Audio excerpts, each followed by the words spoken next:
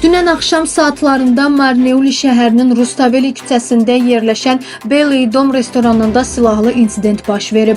Aktualca xəbər portalının əldə etdiyi məlumata görə, hadisə Marneuli polis idarəsinin bir sıra əməkdaşları ilə Marneuli meriyasının əməkdaşları arasında baş verib. Belə ki, sözü gedən restoranda ad gününü qeyd edən polislərdən biri havaya bir neçə dəfə odlu silahdan atəş açıb. Bu vəziyyətdən narahat olan restoran sahibi və meriya əməkdaşları narazılıqlarını ifadə ediblər və bundan sonra tərəflər arasında dava olub. Hadisə ilə bağlı heç kim heç nə danışmaq istəmir. Restoran sahibi isə məsələdən xəbərinin olmadığını və heç bir hadisənin yaşanmadığını iddia edib. Hadisə ilə bağlı Aktualca xəbər portalının əməkdaşları Daxili İşlər Nazirliyinin mətbuat xidməti ilə əlaqə saxlamağa çalışsa da, qurumdan hər hansı bir məlumat verilməyib.